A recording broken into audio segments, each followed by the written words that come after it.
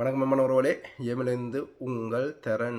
எங்களோட கருத்தரங்கில் நாங்கள் 2009 மே 17க்கு பிறகு கவனிக்க தவறிய விடயங்கள், சிம்பிளான எதிரின சூழ்ச்சியை கூட எங்களால் கலந்து எறிஞ்சு போட்டு போக முடியாத அளவுக்கு நாங்கள் எதிரின சூழ்ச்சியில் போய் விழுந்து போயிருக்கிறோம். ஆனால் இப்போ கதிரண்ணா அந்த வேலையை வெட்டி கொண்டு எப்படி நாங்கள் பயணிக்கலாம், எப்படி ஒற்றுமையாக பயணிக்கலாம் என்ற இதில் கருத்தரங்கத்தை செய்கிறார். அதில் சகோதரர் முல்லைக்கவி, கொல்வின்ஸ் அண்ணா, லெயண்ட் அவர்கள கேள்விகள், சகோதரி அக்கா கௌதமி அக்காண்ட கேள்விகள் அண்டு அண்ணன் நவருவன் அண்ணா இப்படி அண்டு பல பேர் அதில் கலந்து கொண்டிருந்தார்கள். மற்ற கருத்து பகிரையும் உங்களுக்கு போட்டுருன். இதில் முல்லைக்கவி அண்ணண்டையும் கௌதமி அக்காண்ட கேள்விகளும் இதுக்கு பின்னால் நீங்கள் கேட்பீங்கள். அண்ட் 3 நாளைக்கு முதல் நடந்த நேரலை என்ற விடயங்கள், அதோடு பொஸ்கோ மரிதாஸ் அவர்கள் கைது, அங்கே இதில் கைதும் இந்த அமர்வுகளுக்கு பின்னால் எப்படி அவர் செய்ய முடியாமல் தவித்தார். இந்த அரசாங்கம் வந்த பிறகு அந்த கைது நடக்குது. அவர் அங்கே செய்து கொண்டிருக்கிறார். அந்த செய்கிற பணியை முடக்கிற வேலி இலங்கை அரசாங்கம் இந்தியாவோட சேர்ந்து தீவிரமாக செய்யுது. அதையும் பார்க்க கயனண்ணா அவர் அந்த படங்களை தண்டு எப்படி விழிப்புணர்வு காட்டுறார் என்ற விடயங்களையும் இதில் கதிரண்ணா தெளிவுபடுத்துகிறார். வடிவாக காது கொடுத்து கேளுங்க. இது எங்களோட 3 நாளைக்கு முதல் போட்ட நேரலை. சிந்திக்க வேண்டுமோ அந்த இடத்துல சிந்திக்காத தவறிய இடங்களையும் இனியும் கைவிட்டுடாதீங்கன்னு நாங்கள் சொல்றோம். இப்ப நாங்கள் எங்களுடைய மக்களையே விமர்சித்துக் கொண்டிருந்தால் இது எதுவுமே நடக்க போறது அல்ல.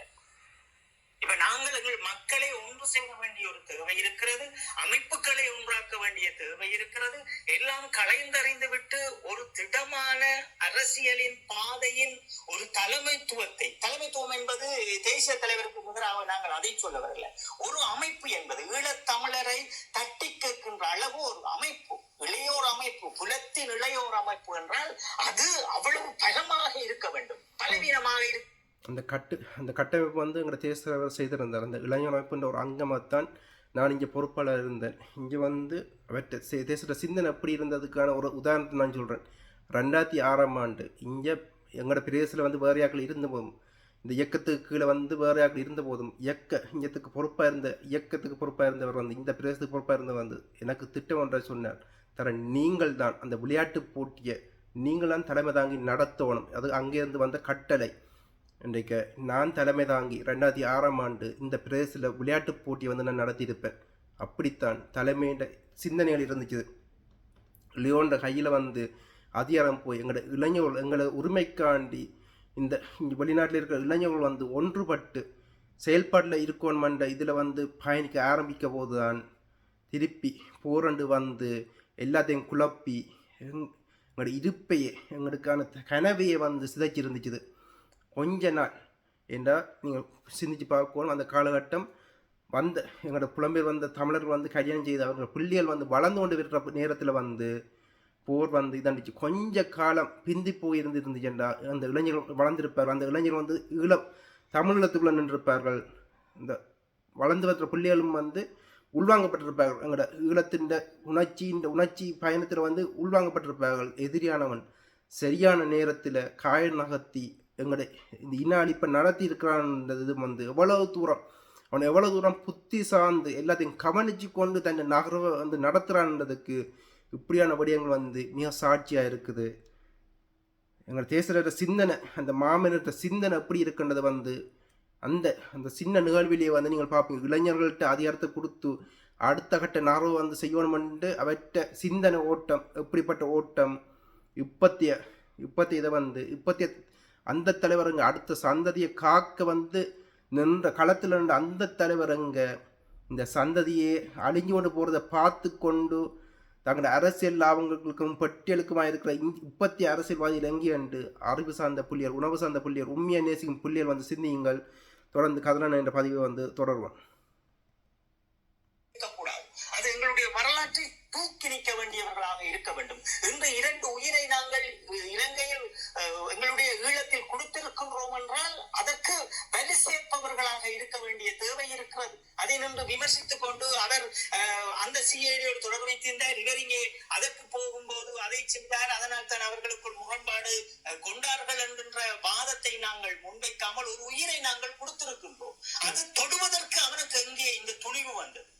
இதுதான் இங்கே இருக்கின்ற பிரச்சனை. நாங்கள் சொல்வது, நாங்கள் எவ்வளவுக்கு பலவீனமாக போய்கொண்டிருக்கிறோமோ அவ்வளவுக்கு எங்களுடைய உயிர்களை நாங்கள் இழந்து கொண்டே இருப்போம், எங்களுடைய உணர்வுகளையும் இழந்து கொண்டே இருப்போம், எங்களுடைய உறவையும் நாங்கள் இழந்து கொண்டே இருப்போம். இந்த உறவு முறை நீங்கள் பாருங்கள், இங்க நான் சுருக்கமாக தம்பி லெஜன் போன்றவர்களுக்கு நான் சொல்லுகிறேன், கேட்டுக்கொண்டிருக்கிறாரோ தெரியல, அவரெல்லாம் கனகாலம் என்று சொல்லுவார். அப்ப அந்த இளையோர்களுக்கு அவரெல்லாம் மாவீரர்களை பற்றி புரிந்தது, மாவீரர்களுடைய தேசிய தலைவருடைய இலட்சியங்கள் அதுகளை பார்க்கக்குள்ள இந்த இளையோர்கள் ஒரு வீர வணக்க நிகழ்வை நிகழ்த்துகின்றார்கள், ஒரு மாவீர நாளை செய்கின்றார்கள், ஒரு முள்ளி வாரத்தினுடைய இறுதி நாளை செய்கின்றார்கள் என்று சொல்லுகின்ற போது அந்த இடத்தில் நீங்கள் நின்று இது இப்படித்தான் எங்களுடைய மண்ணில் நடந்தது, அந்த பண்பை நாங்கள் கற்றுக்கொள்வோம் என்று நின்று செயல்படுத்துவதுதான் உங்களுடைய கடமைகளாக இனி இருக்க வேண்டும். உங்களை போல் இளையோர்கள் எங்களுடைய மண்ணில் ஒரு மாவீர நாள் என்பது அது உணர்வோடு கலந்தது, அது எழுச்சியோடு கலந்தது, அந்த வீரனுக்கு நான் கொடுக்க வேண்டிய அந்த மரியாதையோடு கலந்தது. இங்கே ரோல் சாப்பிடுவதற்கும் கொத்துரொட்டி சாப்பிடுவதற்கும் வியாபாரத்துக்கும் அது இடமில்லை என்பதை உங்களை போன்ற இளையோர்கள் இந்த வருகின்ற இந்த நவம்பர் இந்த கார்த்திகை 27 நான் பார்க்க வேண்டும். அது அந்த ஒரு மாற்றத்தை நான் ஏற்படுத்துகின்ற போதுதான் நீங்கள் வெளியோர்கள் எல்லாரும் அது ஒரு தன்னெழுச்சியாகவே ஒரு அமைப்பு தூயமாக உருவாகும். நாங்கள் ஒன்றை நினைக்க வேண்டும். நாங்கள் எல்லோரும் எங்களினுடைய அந்த தலைமைத்துவத்தின் எங்களுடைய மாமனிதரினுடைய அந்த அதிலிருந்து நாங்கள் புறக்கப்பட்டவர்கள் எல்லோரும். நாங்கள் வயதாகி போக கொண்டு எங்களை விடுங்கள், நீங்கள் இளைய பிள்ளைகள், நீங்கள் ஒவ்வொருவரும் தேச தலைவரை தூக்குகிறீர்கள் என்றால் அவரில் இருந்து பிறக்கப்பட்ட நீங்கள், அவரின் கொள்கையில் இருந்து நீங்கள் பிறக்கப்பட்ட பிள்ளைகள், அதை நீங்கள் மாற்றக்கூடாது. அப்ப நீங்கள் அவரின் எல்லா விடயங்களையும் எடுக்க வேண்டும். மாவீர நாளுக்கு செய்வார்கள் போனால் அதில் நீங்கள் பயப்படக்கூடாது, அந்த இடத்தை தட்டி கேட்க வேண்டும், இங்கே அதை அள்ளி அறிய வேண்டும். இங்கே விற்பனை பொருள் கிடையாது, இது உணர்வு நிறைந்த இடம் என்று தவறியவர்கள் இன்று பல்லாயிரக்கணக்கானோர் இருக்கின்றார்கள் போராளிகளை விமர்சனம் செய்து கொண்டு.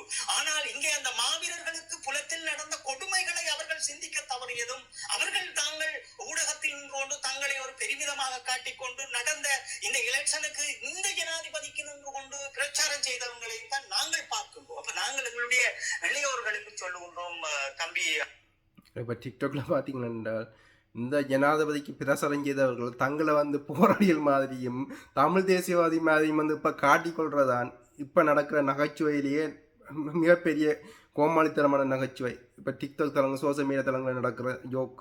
தாக்களுக்கு நான் சொல்லுகின்ற விடயம் என்னவென்றால், முதலில் நாங்கள் அதுகளை சரி செய்கின்ற போது இங்கே எங்களுடைய மண்ணில் இன்றைக்கு உயிர் கொதித்துக் கொண்டிருக்கிறது. எதற்காக போக வேண்டும் 2 உயிர்? அவனுக்கு யார் இந்த அதிகாரத்தை கொடுத்தார்கள்? நீங்கள் தானே கொடுத்தீர்கள் புலத்தில் நின்று கொண்டு. ஜெர்மனியில் கடந்த மாதங்களில் இந்த ஜனாதிபதி வந்த பிறகு அவர் எடுத்த அந்த நடவடிக்கை ஊடகத்தான் இந்த தேசிய தலைவருக்கு விளக்கேற்றுவதற்கு நின்றீர்கள். அப்ப எல்லாரும் என்று எங்களுக்குள் என்ன நடக்கிறது என்று புரிந்து கொள்ளாமல் நாங்கள் எங்களுடைய இனத்தை கட்டி எழுப்ப முடியாது. நாங்கள் இளையோர்கள் சொல்லுகிறோம், இன்று இருக்கின்ற இந்த வயதானவர்கள் நான் கூட உங்களுக்கு தேவையில்லை, நான் ஒரு ஆயுதம், அந்த மாமனிதனுடைய ஆயுதம், அந்த ஆயுதத்தில் இருந்த வரலாற்றை நான் ஒரு தடயமாக ஐக்கிய நாடுகள் சபைகளுக்கு நிற்பதை நீங்கள் சரியாக அதை பயன்படுத்தி கொண்டு உங்களை இறுக்கமாகவும் பலமாகவும் வைத்திருங்கள் என்பதுதான் சொல்லுகின்றோமே தவிர நாங்கள் அதை செய்ய வேண்டும் இதை செய்ய வேண்டும் அல்ல. நீங்கள் இளைய சமூகம் அடுத்த தலைமுறையை காப்பதற்கு எழுந்து நில்லுங்கள். எங்களுடைய காலத்தில் நாங்கள் இளையோர்களாக எழுந்து நின்ற காலங்கள் அது உங்களினுடைய காலங்களுக்காக எழுந்து நிற்கும். அது போராட்டம் என்பது அப்படித்தான் முடியும். உலக போராட்டங்களாக இருந்தாலும் சரி, அல்லது சீன புரட்சி போன்ற ஒரு மக்கள் புரட்சியை ஏற்படுத்த வேண்டும் என்றால் அது இன்று எமக்குள் நடக்க போகின்ற விடயம் கிடையாது. அதற்கு நாங்கள் நிறைய வேலை திட்டங்களை உணர்வு பூந்து செய்ய வேண்டிய தேவை இருக்கிறது.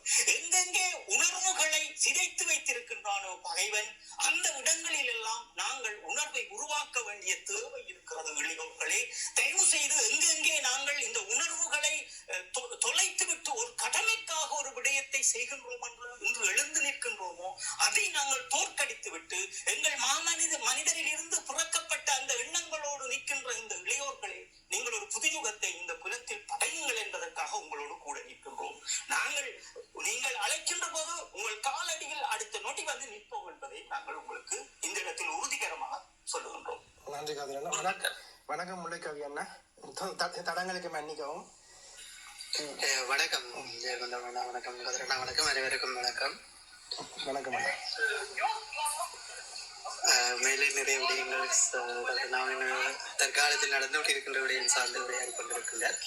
உண்மையிலே 2 உயிர்கள் முல்லை மண்ணிலே விரிந்ததும் கவலைப்படுகிறார். திட்டமிட்ட முறையிலே இனப்படுகொலை நடந்து கொண்டுதான் இத்தற்காலத்தில் இருந்து கொண்டிருக்கிறார்கள். இனப்படுகொலை மூடி மறைப்பதற்கான பல செயற்பாடு அது நம்மவர்களை வைத்துக் கொண்டு பல பகடைக்காய்களை சரியான மன்னிக்கவிட நீங்கள் எது சார்ந்து உரையாடுகிறீர்களோ அது சார்ந்த கதைகளை நான் வைக்கபடியே நான் உரையாடுங்கள் உங்கள் மனதில் இருப்பதை உரையாடுங்கள். நன்றி. இந்த தற்காலத்திலே மீபியானது இந்த ஏபியானது எத்தனை முகம் வேஷத்தை போட்டு இப்போது நல்லவர்கள் என்ற ஒரு பாணியில் பல திட்டங்களை மகளை மூளை செலவுகள் செய்து தமிழர்களை தன் கீழ் அடிபணிய வைப்பதற்காக நான் ஒரு ராஜ்யத்தை ஆளுவது போல தமிழ் மக்களை ஆளுவதற்காக எண்ணிக்கொள்ளுகின்றது. என்னென்று சொல்லி சொன்னால் நாட்டிலே இலகுலக நாட்டுக்கு நாங்கள் சமநீதியாக வாழுகிறோம் என்பதை ஒரு படமாக எடுத்துக்காட்டாக காட்டிக்கொண்டு ஆனால் செய்வதெல்லாம் தமிழினத்தை அடக்குவதும் ஒடுக்குவதுமான செயற்பாடுதான் என்று இவர்கள் பதவியில் இருந்து தமிழ் மக்களுக்கு கிடைக்கின்ற செயற்பாடாக இருக்கின்ற அநீதிகளாக நடந்து கொண்டிருக்கிறார்கள். இதைவிட முன்பு செய்த அரசாங்கம் செய்த கொடுமைகள் தமிழருக்கு இழைத்த கொடுமைகளை அத்தனையுமே அவர்கள் முன்பு செய்தவர்கள் நியாயவாதி என்பதை உலக நாட்டுக்கு காட்டுவதற்கும் தமிழ் மக்களுக்கு கொடுமை நடக்கவில்லை அங்கு நாங்கள் சம உரிமையாகத்தான் மத்திய அரசாங்கம் வைத்திருக்க என்பதையும் காட்டுவதற்காகவும் அரித்தந்தமான செயற்பாடுகளை இன்று செய்து கொண்டிருக்கிறது. இன்று தமிழர்களை பிரித்து தமிழினங்களே பிளவுபட்டு இருக்கிறார்கள் என்பதை ஒரு போர்வைகளாக அவர்கள் அதை ஒரு சாதுரியமாக வைத்துக்கொண்டு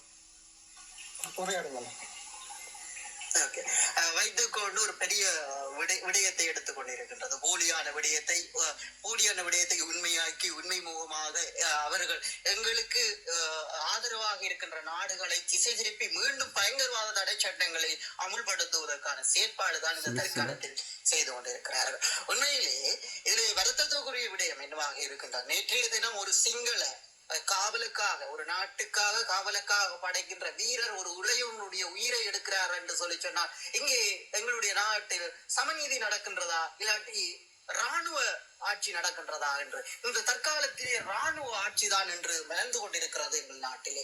ஏனென்றால் முற்றுமுழுதாக ஒரு இளையோர்களுடைய சிந்தை போதைப் பொருட்கள் மூலமாக இனத்தை திசை திருப்பி என்று வடகிழக்கிலே போற்றக்கூடிய கல்விமான்களாக வளர்ந்த எங்கள் தமிழ் பிரதேசங்கள் அனைத்துமே என்று போதைப் பொருட்களிலே அடிமையானவர்கள் என்பதை காட்டுவதற்காக அவர்களுடைய சிந்தனை 2 சந்ததிகளுக்கு திரும்ப முடியாமல் அவருடைய சிந்தனையில் அந்த தேசிய கனவைகளை உண்மையாக எங்கள் மண்ணிலே நின்று நாங்கள் உரிமையோடு போராட கூடாது என்ற ஒரு சிந்தனைகள் இவர்கள் அழிக்க வேண்டும், அடியொற்றமாக அழிக்க வேண்டும் என்பதற்காக பல சூழ்ச்சியை செய்திருந்தார்கள். தான் இந்த போதைப் பொருட்கள் ஊழல் பல செயற்பாடு செய்த அவர்கள் நிச்சயமாக அந்த இளையோர்களை மடைமாற்ற முடியாது என்று அவர்கள் ஏதோ ரூபங்களிலே தங்கள் ஒரு சிலர்கள் அதுக்கு அகப்பட்டிருந்தாலும் பல பேர்கள் அந்த சிந்தனைகள் மாறாமல் போராட்ட களங்களிலே நிற்கின்ற ரீதியிலே என்று அச்சுறுத்தலாக இளையோர்களுடைய நிலையை அச்சுறுத்தக்கூடிய நிலையில் என்று சாவென்ற ஒரு கோட்பாட்டுகளை இவர்கள் போயிருக்கிறார்கள். பாருங்கள் எப்படியான இன்று நாங்கள் ஊழலை ஒழிக்கின்றோம், அங்கு அநீதிகளை ஒழிக்கின்றோம், அங்கு சம உரிமையை கொடுக்கின்ற அரசாங்கம் நாங்கள் வந்த உடனே பேருந்து வழிகளில் இருக்கின்ற அத்தனை சோதனைகள் அகற்றுகின்ற அரசாங்கம் ஏன் அங்கே இருக்கின்ற போதைப் பொருட்களை அகற்றவில்லை, அங்கு சம விதி எடுக்கவில்லை. நாளுக்கு நாளாக வீதியிலே இறைச்சி கடையிலே மாடுவை கோழியை வெட்டுவது போல மனிதர்களுடைய உடல்கள் அங்கே அரங்குகிறது என்று சொல்லி சொன்னால் அந்த நாட்டிலே நீதி இருக்கின்றதா? ஏனென்றால் அவர்கள் வன்முறை கொடுக்கார்கள், அவர்கள் ஒரு சண்டியர்கள் என்ற ஒரு ரீதியிலே நாங்கள் ஒரு பயங்கரவாதி என்பதை நிலைநாட்டுகிறார்கள். அந்த மக்களுக்கு ஒரு அச்சத்தை கொடுக்கின்றார். நீ எந்த இடத்திலும் எதிராக என்னை பேசினால் நான் உன்னை வெட்டுவேன் என்ற ஒரு அச்சத்தை தண்டுகிறார்கள், செய்கின்றார்கள். இவர்கள் வசில இருக்கின்ற சோதனையை அகற்ற வேண்டும், இந்த நாட்டில் இருக்கின்ற அழுக்கை முதல் எடுக்க வேண்டும். ஐயா, சோதனை ஒரு விதி அல்ல. அங்கே சோதனையால் விபத்துகள் குறைவாக நடந்து கொண்டிருக்கிறார். ஆனால் உங்கள் வன்கொடுமையால் எங்களுடைய அப்பாவி மக்களினுடைய சாவுகள் நாளுக்கு நாளாக நடந்து ஓடிக்கொண்டிருக்கின்றது. ஒவ்வொரு காரணமாக இன்று விபத்து ஊடாக பல இளையோர்களுடைய உயிர்கள் படைக்கப்பட்டு இருக்கின்றது. பல சூழ்ச்சியாக இங்கே மறைமுகமாக பல செயற்பாடுகளை இந்த அரசாங்கம் செய்து கொண்டு வருகிறார்கள். அந்த இடத்துல இந்த சுடரேற்றக்கூடிய ஒரு நிகழ்வு இவர்களுடைய திட்டங்களை இன்று இந்தியா இலங்கை ஓவியத்தில் இந்த தமிழினத்தை இன்று புலம்பெயர் தேசத்தில் இவர்கள் வலுவாக இருக்கிறார்கள். புலம்பெயர் தேசத்தில் இவர்கள் அழுத்தத்தை கொடுத்து கொண்டிருக்கிறார்கள். இன்று நாடாக ஐநா போன்ற இடங்களிலே இவர்கள் வலுவாக எங்களுடைய உண்மையான சான்றிதழை வழங்கிக் கொண்டிருக்கின்ற போது இன்று உலக நாடுகள் தமிழர்கள் விடுதலை புலிகள் போர்க்குற்றங்கள் செய்யவில்லை, விடுதலை புலி ஒரு சமநீதியாகத்தான் இந்த மண்ணிலே போராடியவர்கள். ஏனென்றால் தன் மண்ணுக்காக நாங்கள் தமிழர்கள் வந்தவர்கள் குடிகள் அல்ல, அந்த மண்ணில் மூத்த குடிகளாக இருக்கின்றோம். ஏனென்றால் இந்த சிங்களவர்கள் போல நாங்கள் வந்தவர்கள் குடிகள் அல்ல. ஏனென்றால் இன்று நாங்கள் அந்த இடத்திலே அந்த மண்ணுக்கு சொந்தக்காரர் என்று நாங்கள் கைகட்டி அவர்களுடைய கோட்பாடில் அவர்கள் விதிக்கின்ற பாதையிலே நாங்கள் ஒரு கட்டு பொம்மைகளை மாறி என்று வாழ்ந்து கொண்டிருக்கிறோம். அந்த இடத்திலே நாங்கள் எங்களுக்கு ஒட்டுமொத்த நாடும் எங்களுக்கு வாழுமல்ல, அந்த மண்ணிலே உனக்கு என்ன உரிமை இருக்கின்றோ எனக்கும் அந்த உரிமை இருக்க வேண்டும் என்பதற்காகத்தான் எம்மீனம் போராடியது, அந்த தலைவர் போராடியது. தலைவர் அன்று நினைத்திருந்தால் ஒட்டுமொத்த இலங்கையுமே அழித்திருக்க முடியும். ஏனென்றால் அப்படியான மனிதன் அல்ல, அங்க சமநீதியன் அவர். யாராக இருந்தாலும் இன்று புலிமை தேசத்திலே ஒரு நாடு எப்படி வளர்ந்திருக்கின்றோ அனைத்து மக்களுக்கும் உரிமை கொடுக்கிறோம், அதே போலதான் தலைவர் யோசித்திருந்தார். ஏனென்றால் அவர் அகிம்சை வழி ஒரு அநீதியான வழிகளில் போச்சில்லை, அவர் அறத்தின் வழியாகத்தான் இன்று போராட்டத்தை செய்திருந்தார், அந்த வழிகளை திரட்டியிருந்தார். இன்றுமே அறத்தின் பால் தான் நிற்கின்றோமே தவிர நாங்கள் வன்மையாகவோ இல்லாட்டி சிங்களவர்களை நாங்கள் சும்மாக போலியாக கண்டு அவர்களை உயிரை பறைக்க வேண்டும் இல்லாட்டி அவர்களை வேண்டும் என்று எந்த இடத்திலுமே வன்மையாக நாங்கள் வன்புறமாக நாங்கள் முயலவில்லை.